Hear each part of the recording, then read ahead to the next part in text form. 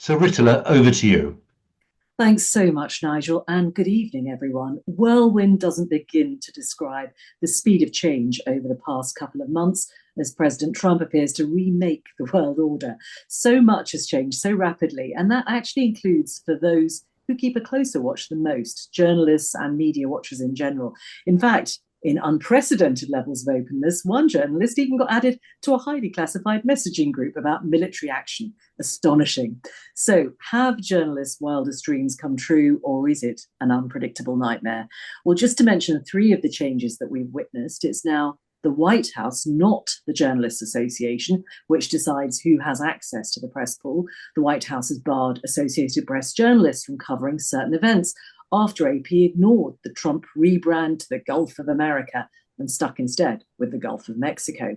And finally, the administration is threatening legal action against media organizations it deems hostile. Critics argue it's a blatant attempt to control the news agenda. And there is actually much, much more to discuss, some of which I hope we'll unpack tonight. And how should the media respond? Can it keep up? Are facts now an endangered species? And what are the wider ramifications for journalism, both in the US and the UK? We're very keen to include your questions in the conversation tonight, and I'll try and pick them up as we go along. So do message us with them using the Q&A section on your screen. Now, without further ado, let me introduce our panelists. Joining us from New York is the US Guardian columnist, Margaret Sullivan. She's a former public editor of the New York Times, and she also teaches journalism and ethics at Columbia Journalism School, and she writes a Substack called American Crisis. Robert Moore is ITV News' correspondent based in Washington. He was famously the only journalist who joined the mob as they stormed the Capitol building on the 6th of January 2021. And Claire Atkinson is host of The Media Mix, a podcast and newsletter on all things media. She's a former media reporter for both NBC and the New York Post, and she's currently writing a biography of Rupert Murdoch that's due out later this year. Welcome to you all. I'm going to begin by asking each of you in turn, what would you say has been the biggest change to your working life since President Trump returned to the White House in January? Margaret. Thank you very much, Ritula, and it's great to be here. I will try to represent all of America if I can. I'm not sure I actually want to represent all of America, but I'll do my best. My working life has changed in that there's a lot to, even more than usual, to write about as a media critic and a media observer because of Donald Trump's, very contentious relationship with the media and all of the events that have, seemed to come multiple times a day. So there's no shortage of fodder, and sometimes it's hard to even keep track. So keeping track, the pace of change. Claire, what about for you? I think, it is just a volley of changes. And, when you just take tariffs, for instance, I was chatting with a friend of mine at CNN. There were 6 different changes on tariffs within the last couple of days. And that when you're trying to plan a new show, that makes life pretty difficult. But for me, another big change is I'm on Blue Sky, a new social media service, and it is almost exclusively Trump stuff in the feed. I'm also still on X, trying to monitor now a right-leaning social media network and a left-leaning one. The explosion of Substack. There are so many voices now on politics and great independent journalists who used to be with big outlets.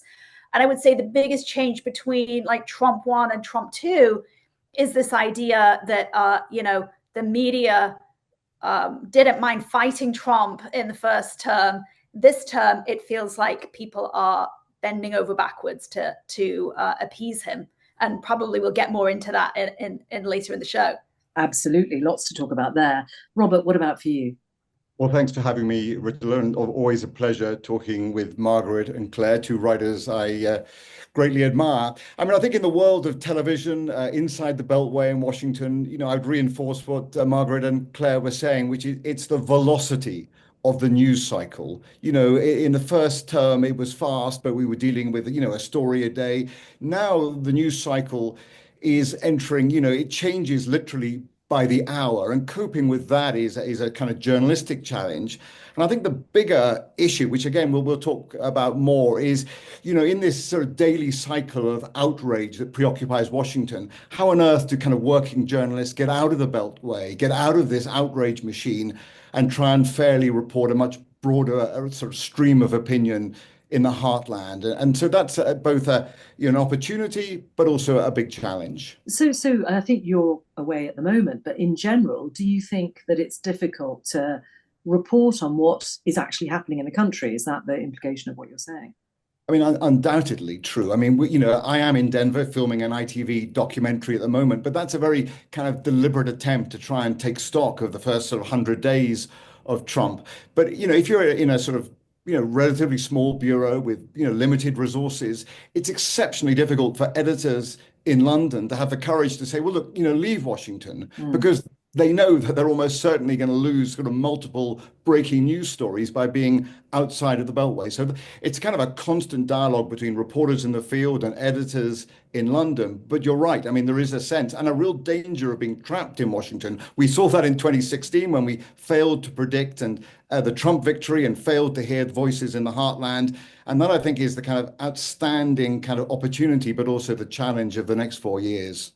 So just staying with you for a minute, Robert, as we look at the sort of broader change in the American media landscape, one obvious change is access to the White House press pool, which I mentioned at the top. It's no longer determined by the White House Press Association, in other words, the journalists themselves, but by the White House itself.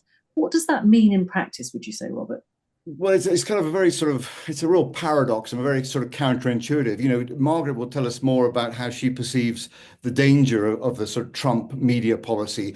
But in actuality, on the ground, we've never had better access to this White House. I mean, the great kind of gold standard for a journalist in Washington is having physical possession of a hard pass. That's the access to the actual White House grounds, gets you access to the Oval Office potentially for pool events, or gets you access to the press room. And this White House is giving out hard passes, with abandon. And it contrasts so sharply with the sort of final 2 or 3 years of the Biden presidency, where access was almost non-existent. Neither Biden nor Harris really gave the media any kind of access at all. So while we're right in this over the next sort of 45 minutes to talk about the danger of the Trump presidency, we also kind of need, as journalists, as working journalists, to acknowledge that we've never had better access to this White House. Margaret, is that some sort of a dividend that perhaps people didn't expect? I mean, I guess you have to also ask what you're getting when you get access to the Trump White House. Are you getting access to facts and, processes, or are you getting access to a lot of, there's always spin. There will always be spin coming from the White House, no matter who's in power.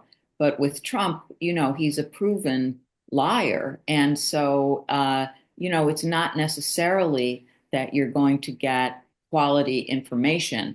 You may have ability to ask questions, but you may not get any real answers. So I do think that the action that, I think a more important action was the one that has excluded the Associated Press from, such things as White House briefings and being able to be on Air Force One and travel with Trump and all of that. The Associated Press is really important, a really big deal. And their terrible offense, which has caused this punishment, was to say, well, we have a global audience, and therefore we are going to continue on first reference in our stories to call this body of water the Gulf of Mexico, which it has been called for many years. And, by executive order, Trump decided that it was the Gulf of America. And if you didn't get on board with that, well, you were in big trouble. And the Associated Press has filed suit against Trump about this on First Amendment grounds. So it'll be really interesting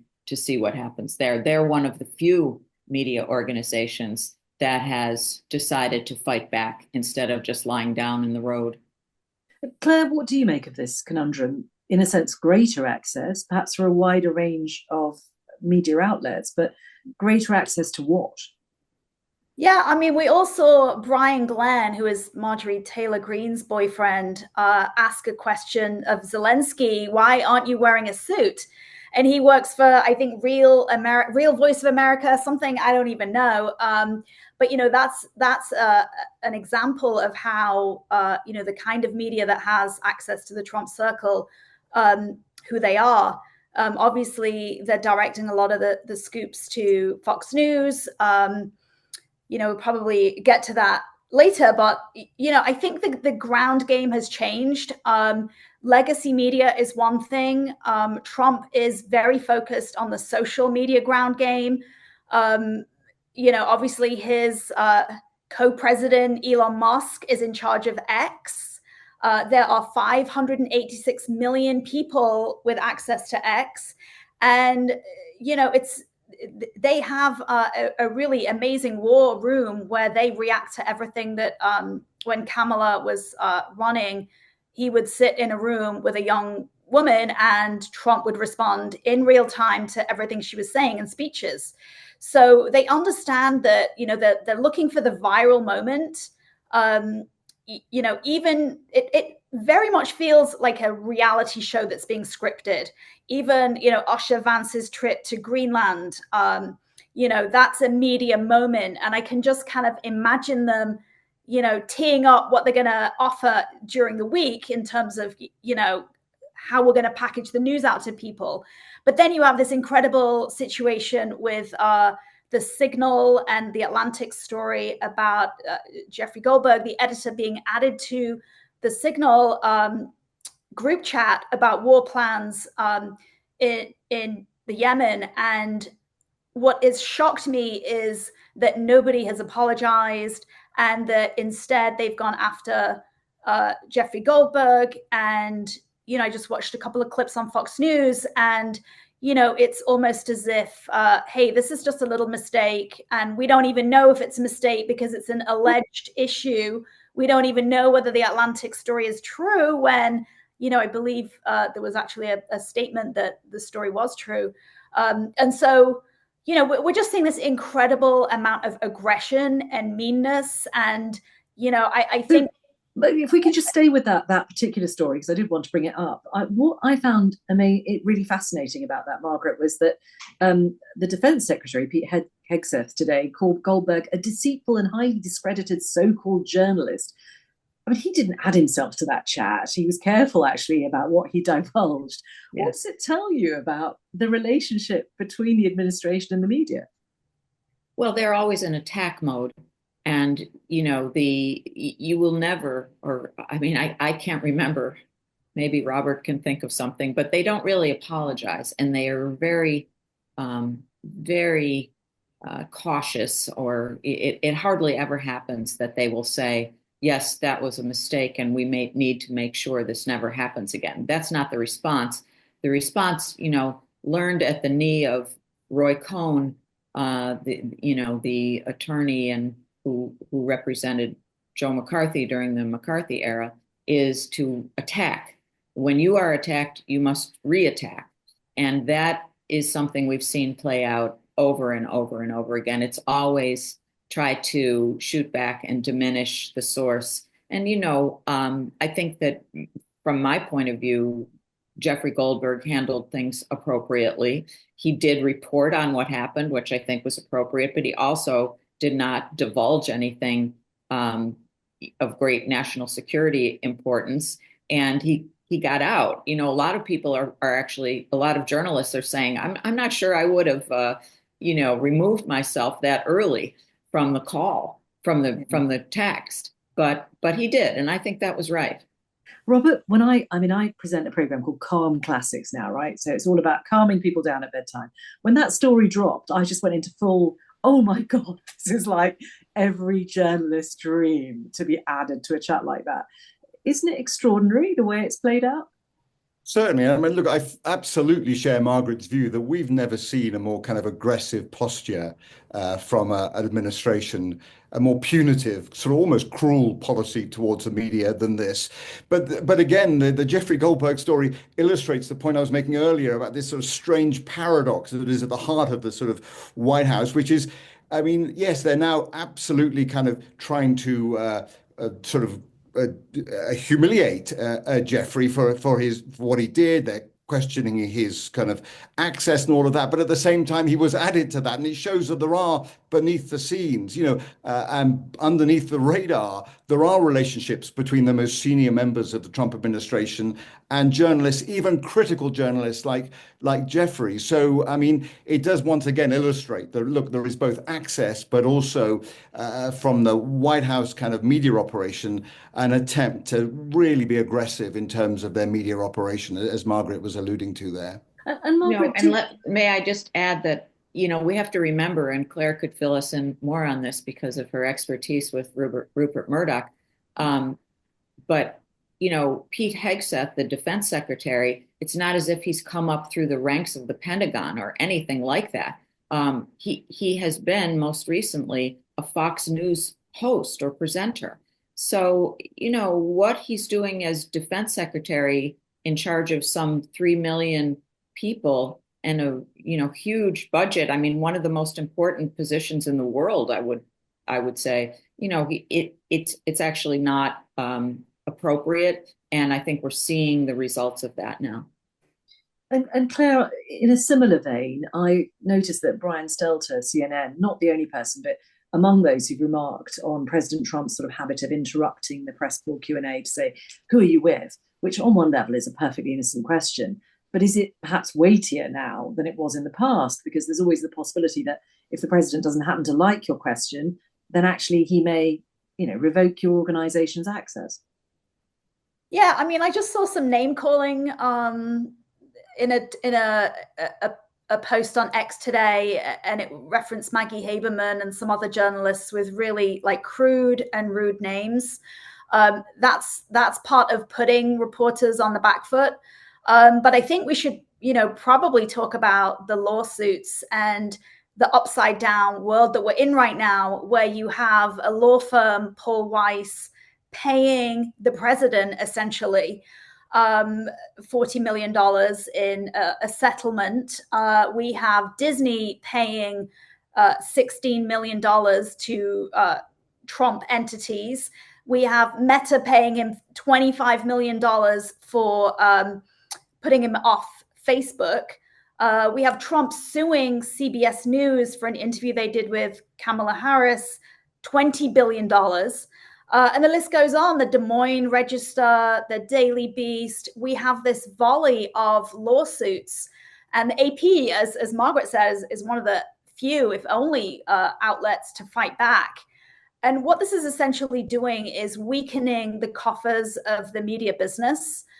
First Amendment lawyer, I talked to Ted Boutros, who is a First Amendment lawyer. He told me that, it's extremely expensive to hire these people. It's $2,000 an hour. And all of that comes out of, the general counsel or the legal budget in newsrooms. And, it all works to not only make people think twice about criticizing Trump, it makes them think about, how much can we afford to be sued and fight? So just to bring in a question from our audience, Lee Murphy asks, journalism is supposed to hold power to account.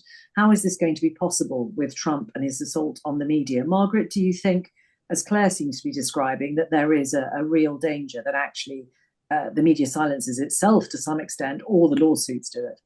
Yes, it's a great question and a very germane one. I mean, we don't know the stories that you don't know what you don't know. We don't know the stories that we'll never see, that some newsroom leader said, maybe not. We may not want to pursue that. I think a really interesting case is developing even as we speak at the Washington Post, owned by one of the richest men in the world, Jeff Bezos, who in Trump's first term really, took a hard line and, gave complete editorial freedom to an editor, Marty Baron, who was a legendary editor, and, all good. This time around, not so much. He has, he withdrew an editorial favoring Kamala Harris at the last moment, and the readers of the Washington Post rebelled. hundreds of thousands have quit their subscriptions. So, and he's also said that his editorial page at the Washington Post, if you can call it his, will be devoted to subjects that matter to him, and only those that point of view, personal liberties and free market. So, you can interpret that as you will, but I think it's mostly about not being overly regulated at Amazon and his space company, Blue Origin. But Robert, I wonder, is there perhaps a more generous view of what is going on, which is there is perhaps a realization that something is changing, something more fundamental than Trump, and perhaps the media don't want to be on the wrong side of it? That's true. I mean, look, Claire is right. The dynamics of the press room in the White House, have changed dramatically. We're seeing sort of One America, Real America's Voice, Breitbart, Newsmax, podcasters, all of whom are now kind of there in the press room itself. So it's no longer kind of the domain of what they sort of dismissively call the legacy media. So I mean, there is new voices in there, but it's combining with this sense of sort of confrontation and this belief that we're the enemy. I mean, that's the profound sense that is emanating from this White House, and that's why it is so important that we don't lose. And I'm not saying reporters in the field. I'm also talking about kind of editors in London. We don't lose this fundamental concept, which your questioner was asking there about holding power to account. It becomes more important than ever, not just for us to hold the line, but for editors in London and beyond to have the resources to say, look, we're not going to cave. And not only are we not going to cave, we're going to invest further resources in the reporting of America. A question on tactics from Graham Lovelace, who's also among our audience tonight. He asks, Trump never answers a question, so why don't members of the White House press corps just ask the same question over and over again, day in, day out? What do you think would happen, Robert, if you did that? Well, look, I mean, there are skilled operators. These are, as we've all pointed out, in their own way, media professionals themselves.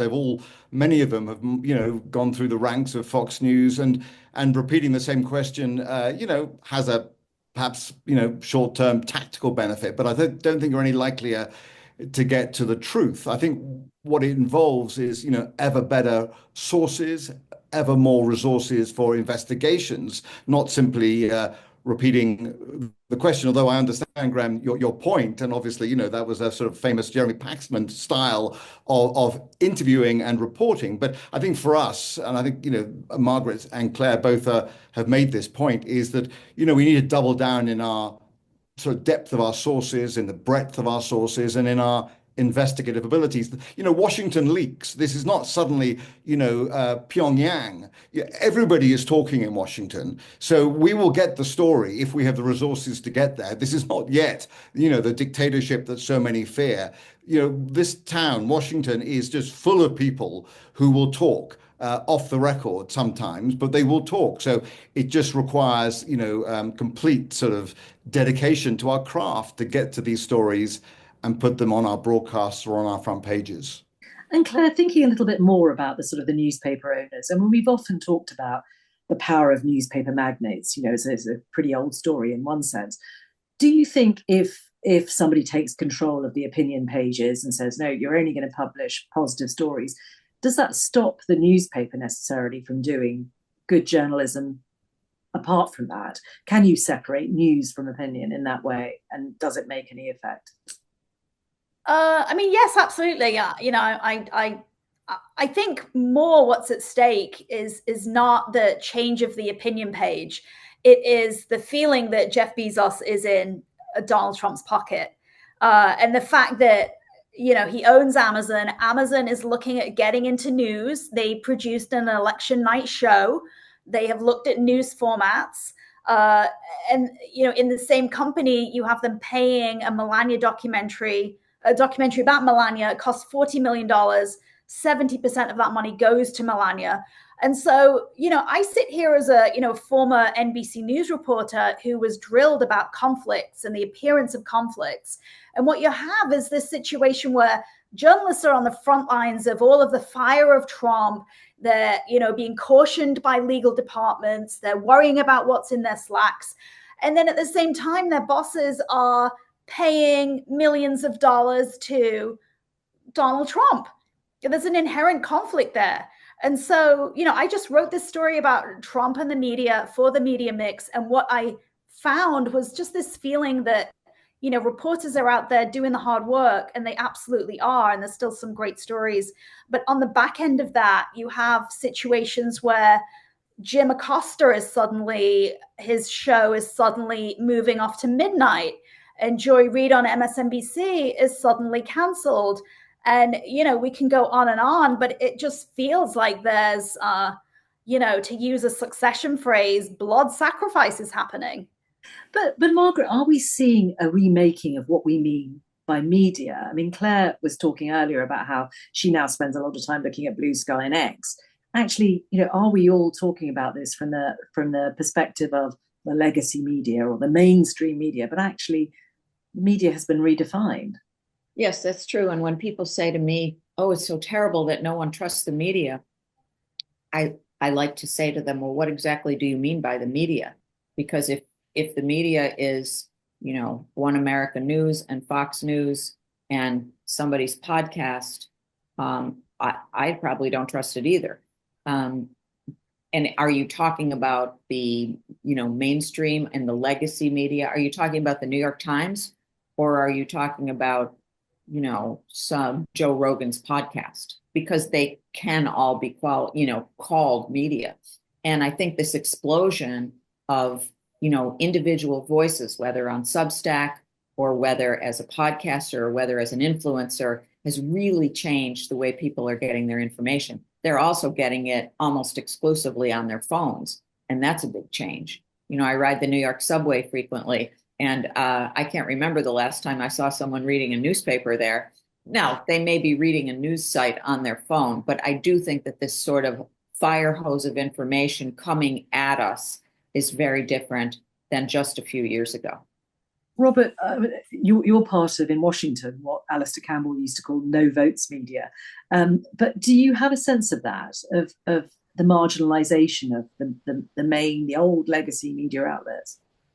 Oh, for sure. I mean, no votes TV in a double sense. A, because we're kind of perceived to be legacy media, but also, sin of all sins, we're overseas legacy media. So we have double trouble trying to access important people. And I think there's a further point here to build on Margaret's point, is that not only is the sort of ecosystem changing in terms of the sort of broad sort of Washington and New York media system, but out here in the heartland of America, local news has faced and is facing an existential crisis. So, there's even this term about a news desert. People that are remarkably it's remarkably difficult to find reliable, well-sourced local information that is journalistically rigorous. And that is one of the tragedies that is unfolding in America, is that, escape New York and Washington and perhaps some of the big cities. And if you're in rural Colorado here, for example, the absence of local journalism, I think, is one of the most frightening parts of what is the changing media landscape. And that's something certainly people are discussing in the UK as well. Claire, as someone who really does perhaps understand new media, let's call it that, really well, and you're in it, how do you feel writing on Substack, for instance, alters your view of what people like, what people don't like, what people... That's okay. This is a really good point here. What we're seeing is Fox News got into trouble because with the Dominion lawsuit, which was about a defamation case, Fox airing allegations made by Trump surrogates that the election was stolen in 2020. And what we found when we saw all the emails in the background was basically Rupert Murdoch saying, or the producers saying, we got to be true to the audience and stick with what the audience wants, even to the point where, the truth is blurred. And so what we're seeing is audiences are choosing what they want to read, I interviewed a big name, a right-wing person on my podcast, and I got a ton of unsubscribes. And I was really shocked. I thought, gosh, don't we want to hear and listen to what the other side has to say?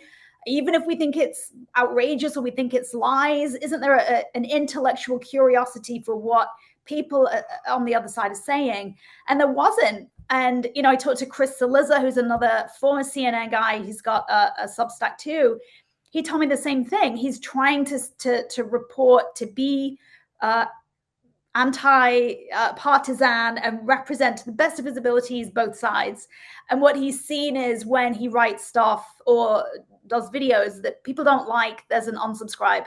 And so we're in that world where there's a demonetization of reality, and speaking truth to power no longer has revenue attached to it. It's better to be writing garbage. There's a revenue stream attached to as many people as you can get to follow you, whether what you're saying is true or not.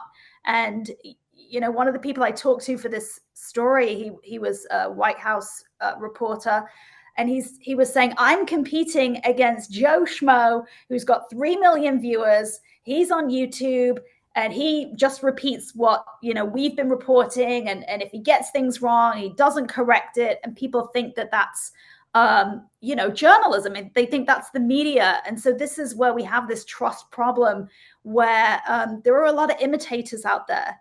And there are a lot of people just catering to specific niches. And there's a danger in that. There's also something beautiful and brilliant about that. There's this Cambrian explosion of people who want to write about their experience. Like, I follow this guy on Substack and I read his stuff, and he is a Rolling Stone reporter from 30 or 40 years ago. And he's not, as I understand, hasn't worked since then. But his political journalism is amazing. And so, there's pluses and minuses to it. Thinking about this new reality a little bit more, another question for our audience, Klaus Grew, and by the way, if you are watching, do put your questions in. I will keep trying to drop them into the conversation.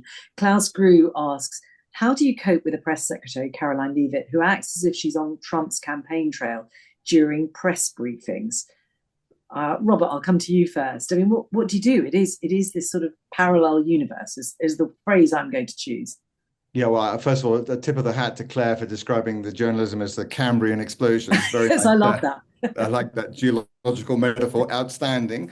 Yeah, I mean, look, I think what we have to bear in mind is, the White House podium has become a sort of Trump echo chamber, and our journalism needs to reflect that. So, there's value in it because we can hear from somebody who has access, hourly access to Donald Trump, but that's only part of the story, and we need to challenge and to, analyze and to be skeptical of everything that comes from that podium.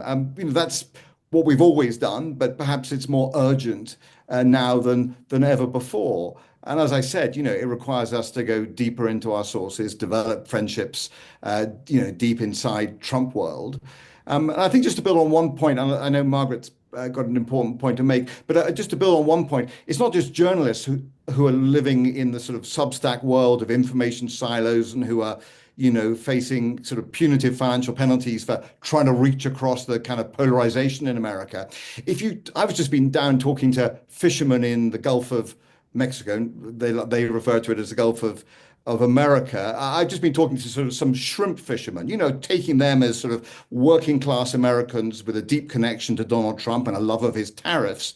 And they are, of course, deep in their information silos too. They're not, they're going only to sort of Trump loyal news sources. So if you talk to them about where they're getting their news sources from, it's unbelievably narrow. They're getting it from right-wing talk radio, they're getting it a little bit from Fox, but many times they're going to kind of Breitbart or Newsmax to get their information. So we're all victims, not just us as journalists, but kind of all Americans too are victims of this extraordinary kind of information silo system that we're now working within.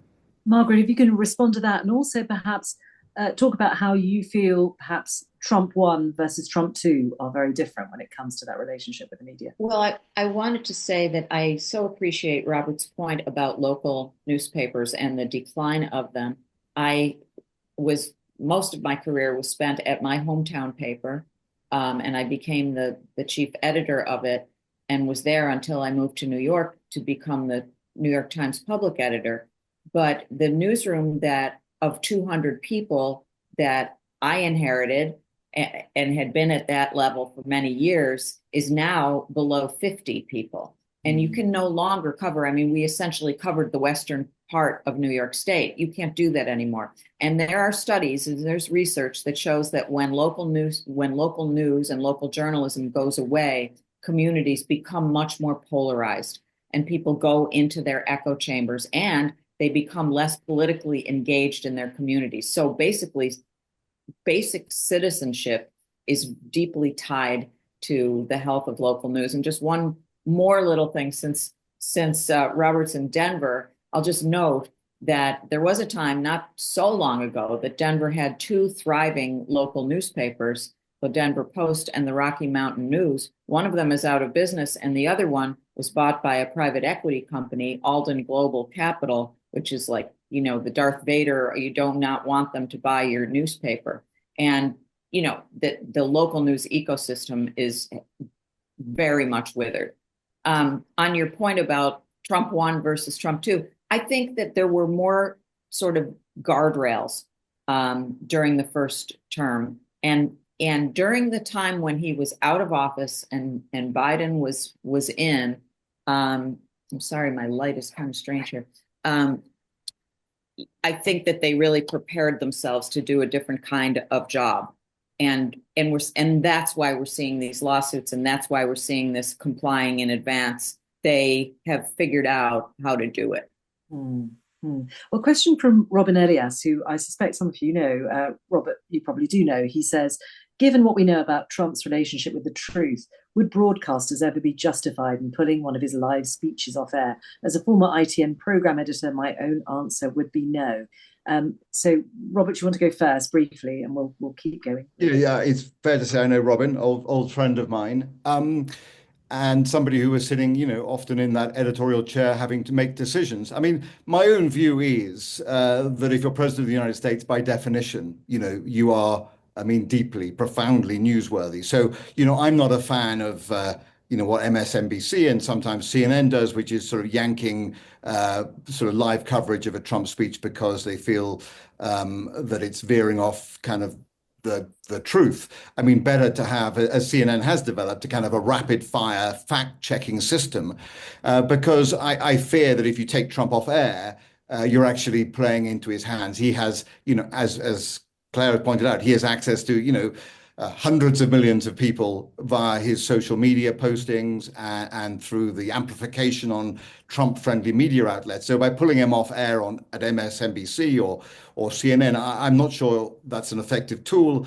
And I think it's better, you know, to recognize the reality that what the president says, particularly, you know, in the last, 60 odd days, you know, is deeply newsworthy. It may not have much connection to reality or truth, but it is by definition, in my view, newsworthy. Claire, what do you think? I think you can't talk down to an audience, and I think you have to expect that audiences know. I mean, maybe they don't, but I hope they know that so much of what he says is performative and is about owning the news cycle and you know, about theatrics. And you see that with tariffs. It's going to be a 200% tariff, and now it's a 50% tariff. And you know, it is that New York real estate developer sales guy that is in front of you, and he is trying to sell you an apartment, you know. And I met him when I was at Advertising Age, and I did stories about The Apprentice, and I went to his office and he told me it was the #1 show on TV, and I said, no, it's not. This went on for maybe 5 or 10 minutes, to the point where I thought, you know, either he knows that I know and I have to play along, or he really is just in his own reality. And so, you know, Trump makes his own reality, and you see that with, you know, Pete Hegseth's denial of that they shared classified info when it seems pretty obvious to everybody that they did. But you know, I hope we're going to get to Biden in terms of like, I think it's worth us having like a compare and contrast and talking about the, you know, the briefing room and Joe Biden as well. Let me just come to that. But Margaret, what do you think about these speeches being pulled off or not? Yeah, well, I have gone back and forth on this and felt very, very strongly in both directions, but not at the same time. There was a time when I really thought that putting him on air for, speeches and rallies that were full of lies and, frankly, craziness was a disservice, kind of handing a megaphone to, consider during the time of when we were in the worst part of the COVID pandemic. And really, you were spreading misinformation. And I have a problem with that. But at the same time, and this is kind of, I've come around to thinking more like what Robert says, that you do have to show people, and what Claire says, you don't want to talk down. You do have to show people what the president of the United States is saying. I like to see as much context brought to it as possible. And that's not just fact checking. It's also doing the reporting around the speech, and having some sort of, level at which you will say, okay, well, we're into the 50th minute here of a lot of lies, and we need to, tell our audiences what's going on. I mean, it's much easier to do in print. You can lead with the context, but often print doesn't lead with the context. It leads with the outrageous headline. So it's a big challenge. Trump famously, and back in his apprentice days, called himself a ratings machine, and he is very skilled media manipulator, and it has benefited him immensely. Not maybe so much the rest of us. Claire, you want to talk about Biden, and so do I. So let's do that. We have to be fairly succinct because I also want to talk about the international context. So talk about that contrast with Biden. And the other point that interests me is the extent to which public kind of concern about the fact that perhaps the media colluded with the Biden White House towards the end of his term in office and weren't really honest about his ability to run for another term, might well have done everyone a disservice, not least the public, obviously, but also the media itself. Yeah, well, I mean, I'm not in the White House. I'm not in Washington. I'm watching television. I'm reading, and I'm watching clips on social. And it seemed fairly obvious that Joe Biden wasn't up to the job. I don't think you needed an aide to tell you that. And that it got so far as a primary debate that people decided that, okay, that we can't move forward anymore, is absolutely shocking. And I think that, we talk about, Trump lies, and I think it's we have to look at ourselves. I say ourselves, we have to look at left-wing media as well as right-wing media and look at things with the same lens. I have friends who watch Fox News, and when Joe Biden was in power, they're tearing their hair out in the same way, my other friends are right now.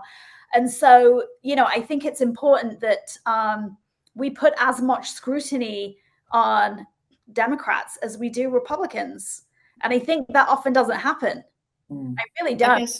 I mean, I'd like to challenge that a little bit. I think it's really, we should be very careful about not treating these as equal situations. I mean, Biden absolutely was too old to run and too old to do the job, granted. And when I saw him walk out onto that debate stage in June, I knew it was over then. And it, clearly that should have been brought out more. And some did try to.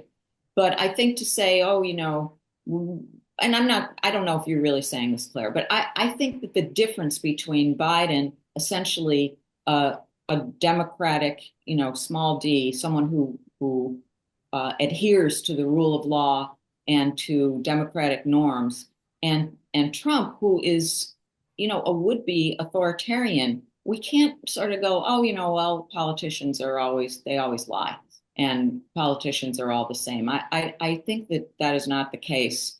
And it's, and I object when I see media doing that, sort of acting like it's all a game and it's all a horse race and it's all pretty much the same stuff. I disagree. I think Trump is doing real harm, and it will be hard to recover from it. I could not agree more. It is extremely different. But I also believe that the press has to be rigorous when it comes to Democrats in power, and I don't think they are. Well, they were pretty rigorous with Hillary Clinton when she was running. That's true. So rigorous that that she, perhaps so rigorous that they made such a big deal of her email supposed scandal that she lost, and we got Donald Trump #1.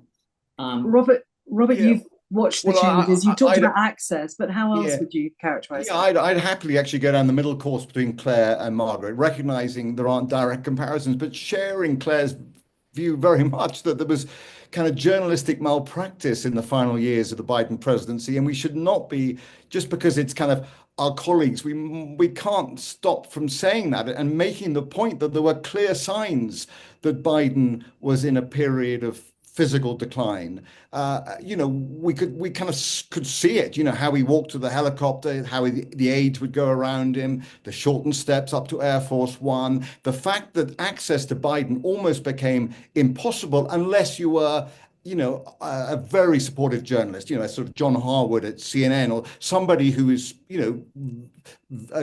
clearly sharing the Biden agenda. Access was almost impossible. To my knowledge, Kamala Harris never gave an interview to a foreign broadcaster either. So, the walls had, they'd circled the wagons around the Biden administration, and we should have recognized that and reported more aggressively on it. So I think it's true what Claire says, but obviously in the broader scheme, it is true that Trump is breaking norms in a way that Joe Biden never did. There's so much more to talk about. I want to just talk a little bit, though, before I'm conscious of the time, before we get to the end of our time together. I want to talk a little bit more about the international impact of all of this. So Ivor Gaber puts in a question which says, were the panel surprised, appalled by Trump's virtual shutdown of the Voice of America and its sister channels? Margaret, what do you think lies behind that? Well, I think it's extremely unfortunate. You can say that the Voice of America is essentially American propaganda. I know a lot of people who work there, and they're, for the most part, they are legit journalists who do solid reporting. And there are many parts of the world in which Voice of America or their, offshoots, whether it's Radio Free Asia, whatever, it's one of the only ways that some people are getting factual information. So I think it's extremely unfortunate. And it's also, not a surprise, because during the first Trump years, the person named to run Voice of America and the larger organization was, not a straight ahead journalist in any way, but rather part of the Trump information machine. And so much of this, and I think the overarching thing we're talking about here is who controls the message. And Trump is controlling the message, and he has controlled the message. Claire, are you surprised about the kind of, in a way, if it is about controlling the message, as Margaret suggests, are you surprised that there isn't perhaps an understanding of the power, the importance of things like Voice of America or Radio Free Europe to actually put out the message, a Trumpian message? Yeah, I was trying to ask myself what I think about this, and I have a few different thoughts. I listened to Radio Free Europe when I lived in Italy in 1990, and it was my only way of learning what was happening in the Gulf War. And so I was extremely grateful for it. I had a little radio. I didn't have a television. But I think about the way I access information now. And obviously, I'm talking about, I'm in the Western world. I'm not in China. I'm not in, the Soviet Union. And they obviously need access to news in different ways. But, our way of receiving information has changed so much. We have a $36 trillion debt in America. Is this the best way of sharing the American message? I'm an American citizen. And so, I don't think necessarily Trump is thinking about all those things. I'm sure he is just trying to control the message. But as a Brit also, I imagine that BBC is serving that need also, and that BBC World is available all over the world, sharing a Western message too. And so, I certainly hope that their lawsuit is successful and that they continue. But, maybe there are different ways of doing things that we always did. And Robert, when you think about the UK audience that you're primarily serving, are you concerned that there is a danger of audiences turning off, tuning out? I know people talked about a Trump bump the first time, but does that apply this time? Well, I think there is a danger of exhaustion. I mean, it's as a sort of working journalist, as you say, sending television reports to a British audience, you have to be cognizant that we can sustain this because it's endlessly fascinating. But, for 60 days, but can we do it for 4 years? And would the audience be well served for that? So I think we have to, choose our stories carefully, recognizing that there is, fatigue is a factor, but also recognizing, look, some of our viewers will look at Trump and see part of his agenda as something they relate to, whether it's, cutting government waste as he defines it. So I think the other point I, as a sort of working journalist in Washington, feel serving a British audience is I don't want to be kind of instantly judgmental about everything that comes out of this Trump White House. I want to recognize that people in Britain will have, different and nuanced views of this administration, and not to sort of patronize them with an agenda that is, instinctively kind of anti-Trump from the beginning. So I think those are my two kind of thoughts. Yes, we need to recognize that fatigue can be a factor for viewers if we give them, an overwhelming diet of the kind of chaos machine that is this White House, but also recognizing I don't want to patronize or sort of come to premature judgments about what people in Britain think of this Trump White House. A couple of big questions to end with that I think are really interesting from the audience. John Murphy says, does the media still have a role in upholding democracy, particularly in a world, especially in the US, in which people seem to be in their own media bubbles? And that's something that you talked about, Claire. Is the role of the media now really quite different from perhaps the way we've understood it? Oh, God help us if it isn't. I mean, we need the media. We really do. I think the fragmentation of media has brought about like an erosion of truth. And I think, Trump has punched it in the face. I just hope that, I watch news nonstop. My parents are big news junkies too. And there is a feeling when I switch it on that it's talking points and it's scripted and I'm going to hear the same thing day in, day out. And it is a litany of just terrible things. And it leaves you feeling overwhelmed. And so I get the instinct to tune out. But I feel it's my civic duty to always know and to understand. And I share that with my friends. When they tell me I got to take a break or I want to switch off, I say, you need to tune in. You need to stay apprised of what is happening in the world because it's your civic duty. And it is the civic duty of reporters to report the truth as close as they can get to it. Okay. What I'm going to do, actually, I said two. I'm going to ask 3 questions. I'm going to ask each of you one of them. So that was the first one. Robert, Sylvia Harvey asks, would Trump find it more difficult to operate in the UK? And I'm going to interpret that as meaning co-opt or corral or use the media in the way that he does so effectively. Would he find that more difficult in the UK? I think so. I mean, look, it goes without saying, we have a regulatory broadcasting body, namely Ofcom, that is in a way sharply contrasts with this kind of purist sort of First Amendment edict or kind of outlook in the United States. So certainly, media sort of networks could not sort of pursue the right-wing agenda that some of Trump's loyalists do. So I think it would be more problematic. I mean, I think my sort of overview as well, and I've spoken about this before, is how this is also a moment to reinvest in field reporting. How the great flaw in American sort of TV shows, particularly on cable news to us, is how everything is sort of defaults to a panel of outrage where people are sitting around a desk just talking to each other. And I've spoken about this before, but how it's ever more important to do field reporting. We're out in Colorado trying to talk, monitoring anti-immigration raids, picking up people who are illegal and following that process through. So where is, it's a plea I've made before, and it's a plea I'd make again to my kind of American friends and colleagues, is where is the field reporting at this time of immense change? We've heard the views around the panels in Washington and New York, but what I'd like to see is now an avalanche of reporting in the field, which would tell the American story much better than I think the US media is doing right now. And Margaret, you teach journalism students. What message do you give them? Well, I teach that, for one thing, the course I teach is about journalism ethics, so that has become very interesting. But overall, I believe strongly in the mission of journalism and the role of journalism in a democracy. I have a tiny pin that says journalism, that democracy demands journalism.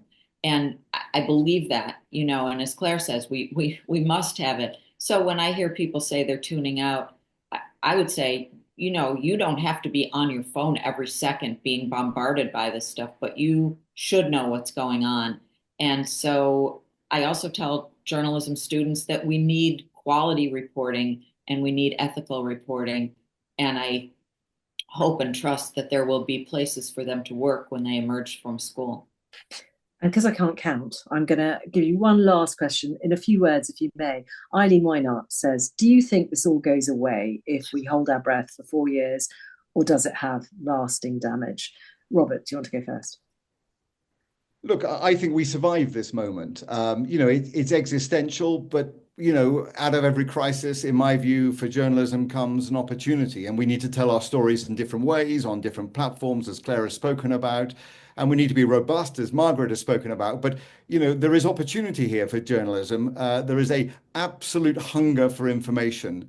I still believe that. And we need to try and sort of stay out of these silos and just trust our storytelling instincts, remain true to field reporting, to being fair, to not making sort of judgments about people, and trusting the audience to make their own views. And I think absolutely we survived this moment. It's just possible we might even thrive and find that actually we emerge in a stronger space.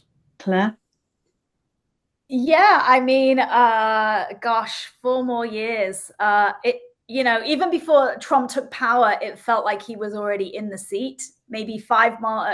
When he won the election in November, it felt like he was already the president because there was a power vacuum in Washington.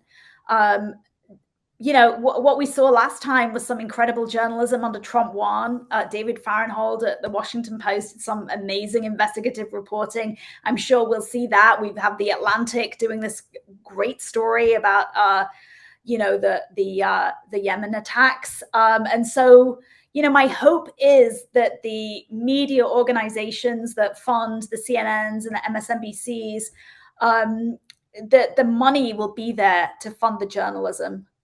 And that is my worry, that, if you're not the Washington Post or the New York Times, that the money is leaving the system.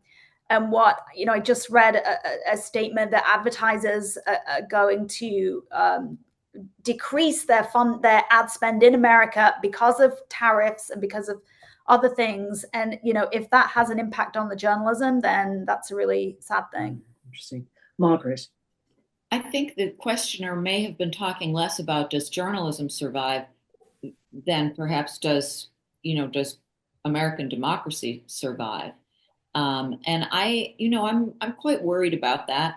And I don't think that we go back. I don't think that it's going to be like, oh, Trump is out of office. Now he's been defeated and we're going to go back to the way it was. I think that there may, I hope that American democracy and America's proper place in the world will recover, but I don't think it's going to look like it did before. And that's about as much, I think it's always hazardous when journalists make predictions. I think we're bad at it.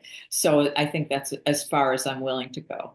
Well, lots of change. So I think we can all agree on that. Thank you so much, Margaret Sullivan, Robert Moore, Claire Atkinson. A great conversation. I very much hope to be added to a secret WhatsApp group at any point soon. I'm waiting. Thanks to all of you for joining us and for joining in. Some really great questions. Thank you. Have a great evening. Nigel, back to you.